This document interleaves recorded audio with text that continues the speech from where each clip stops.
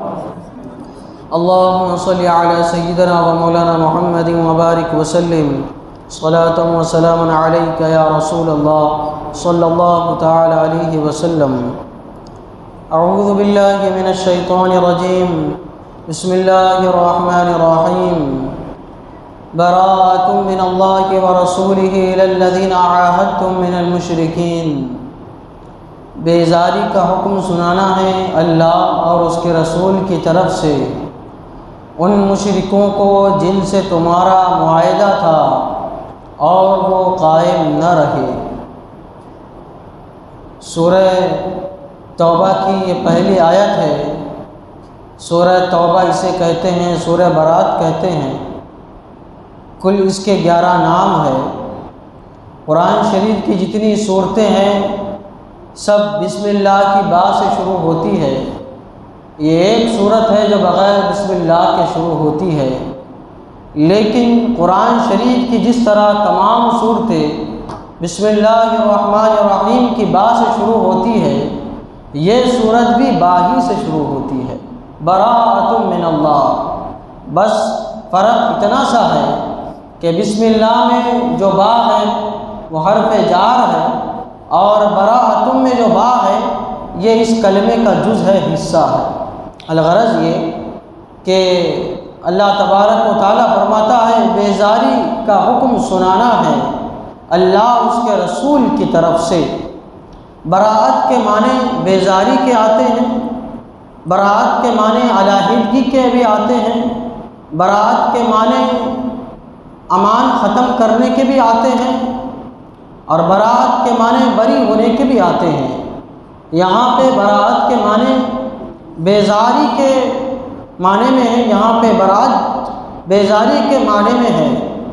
تو فرمایا جا رہا ہے کہ بیزاری کا حکم سنانا ہے اللہ کی طرف سے اور اس کے رسول کی طرف سے.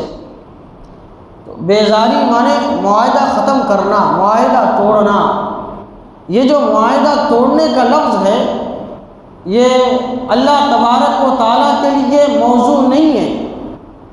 تو اس کا جواب یہ دیا گیا کہ یہاں پہ معاہدہ توڑنے کا یہ مطلب ہے کہ یہ معاہدہ جو تھا یہ واجبہ نہیں تھا، یہ مباحہ تھا، اور یہ معاہدہ اللہ تعالیٰ کی طرف سے نہیں ٹوٹا بلکہ یہ معاہدہ کفار و مشرکین سے ٹوٹا.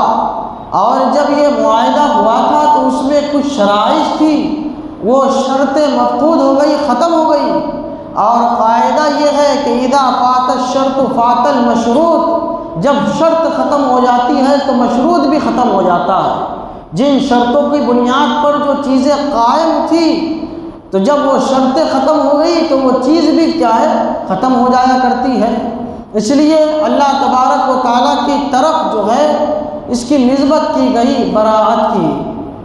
اب آپ دیکھیے کہ یہ معاہدہ جو تھا یہ معاہدہ کس نے کیا تھا، اس کا بیان پچھلے درسوں میں گزرا. یہ معاہدہ جو ہے وہ صحابہ کرام نے کیا تھا، مسلمانوں نے کیا تھا. لیکن جب معاہدہ ختم کرنے کا ذکر آ رہا ہے تو اس کی نسبت اللہ تبارک و تعالیٰ کی طرف کی جا رہی ہے کہ بیزاری کا حکم سنانا ہے اللہ اس کے رسول کی جانب سے. تو اس کا مطلب یہ ہے کہ اللہ کی طرف سے یہ حکم سنایا جا رہا ہے، یعنی معاہدہ ختم کیا جا رہا ہے. اگرچہ یہ معاہدہ مسلمانوں نے کیا تھا، مسلمانوں نے جو معاہدہ کیا تھا وہ اللہ اس کے رسول کے حکم پر کیا تھا. اللہ کے مرضی سے مسلمانوں نے معاہدہ کیا تھا. پہلا تو جواب یہ، اور دوسرا جواب یہ ہے کہ اللہ کے رسول کا کام یہ اللہ کا کام ہوا کرتا ہے. اللہ کے رسول کا فعل یہ اللہ تبارک و تعالیٰ کی مرضی ہوا کرتا ہے. اسی طرح صحابہ کرام کی مرضی، صحابہ کرام کا فعل یہ اللہ کے رسول صلی اللہ تعالیٰ علیہ وسلم کی مرضی ہوا کرتا ہے، ان کا کام ہوا کرتا ہے. اس لیے حضور صلی اللہ تعالیٰ علیہ وسلم نے ارشاد فرمایا اصحابی کالنجوم بأیہم اقتدیتم اہتدیتم. میرے تمام صحابہ ستاروں کے مانند ہیں، اگر تم ان میں سے ایک کی بھی پیروی کرو گے ہدایت پا جاؤ گے. کسی بھی صحابی کے نقش قدم پر چلو نجات پا جاؤ گے، جنت میں داخل ہو جاؤ گے۔ اس کی ضمانت خود حضور صلی اللہ تعالیٰ علیہ وسلم نے ہم کو عطا فرمائی۔ جب اتنی بڑی ضمانت ہمیں حضور صلی اللہ تعالیٰ علیہ وسلم نے عطا فرمائی تو پتہ کیا چلا، اللہ کے رسول کا کام یہ اللہ کا کام ہے، اور اللہ کے رسول کے صحابہ کا کام یہ اللہ کے رسول کا کام ہے۔ یعنی ان تمام کے مجموعے پر عمل کرنا سب کی رضامندی کا سبب ہے۔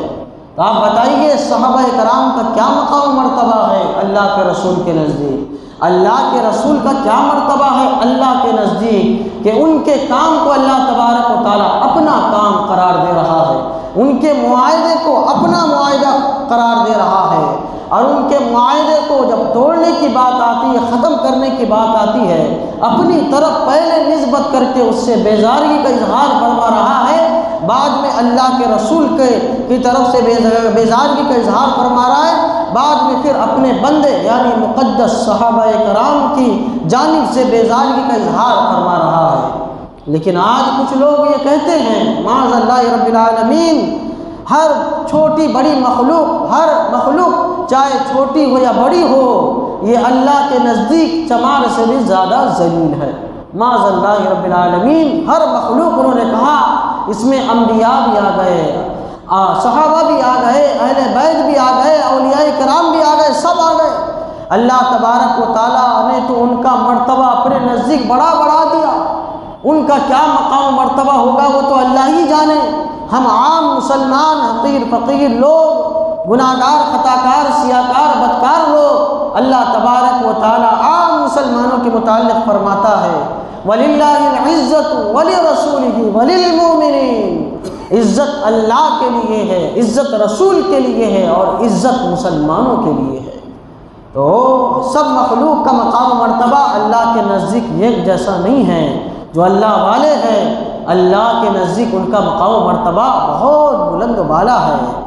تو اللہ تبارک و تعالیٰ فرماتا ہے بیزاری کا حکم سنانا ہے اللہ اور اس کے رسول کی طرف سے ان مشرکوں کو جن سے تمہارا معاہدہ تھا، جن سے تمہارا معاہدہ تھا اور وہ معاہدے پر قائم نہ رہے۔ اب یہ اس میں اس آیت کریمہ میں معاہدے کا ذکر ہوا، معاہدہ کون سا ہوا اس پچھلے درسوں میں بیان گزرا۔ اس معاہدے سے مراد یا تو صلح حدیبیہ کا معاہدہ ہے کہ حضور صلی اللہ تعالیٰ علیہ وسلم نے بہت سارے معاہدے صلح حدیبیہ کے موقع پر آپ نے فرمائے تھے، اور اس کے دوسرے سال ہی سن 6 ہجری میں صلح حدیبیہ ہوا تھا، اور اس میں معاہدے ہوئے تھے، اور سن 7 ہجری میں ہی انہوں نے معاہدے کو ختم کر دیا تھا، توڑ دیا تھا، اور کس طرح توڑا تھا اس کا بیان کل کے درس میں گزرا۔ اور ایک تو یہ معاہدہ مراد ہے، یا پھر عام معاہدہ مراد ہے جو حضور صلی اللہ تعالیٰ علیہ وسلم نے کفار مکہ اور مشرکین مکہ سے کیا تھا، اور یا تو پھر یہ وہ معاہدہ مراد ہے جو حضور صلی اللہ تعالیٰ علیہ وسلم نے مدینہ شریف آنے کے بعد مدینہ شریف کے کفار و مشرکین یہود و نصارہ اور تمام غیر مسلموں سے کیا تھا کہ نہ تم ہمارے خلاف جنگ کرو گے، نہ ہم تمہارے خلاف جنگ کریں گے، نہ ہم تمہارے کسی دشمن کے ساتھ آئیں گے، نہ تم ہمارے کسی دشمن کے ساتھ آؤ گے۔ الغرض یہ کہ جتنے معاہدے ہوئے تھے اور جن جن لوگوں سے ہوئے تھے ان تمام لوگوں کے متعلق اللہ تبارک و تعالیٰ یہ حکم ارشاد فرما رہا ہے، اور جن جن لوگوں نے معاہدہ توڑ دیا اللہ تبارک و تعالیٰ ان سے مسلمانوں کو معاہدہ ختم کرنے اور معاہدے کو آگے جاری نہ رکھنے کا اللہ تبارک و تعالیٰ حکم ارشاد فرما رہا ہے، اور اس کی برات اور بیزاری خود اپنی جانب سے اللہ تبارک و تعالیٰ ظاہر فرما رہا ہے۔ فرماتا ہے بیزاری کا حکم سنانا ہے اللہ اس کے رسول کی طرف سے ان مشرکوں کو جن سے تمہارا معاہدہ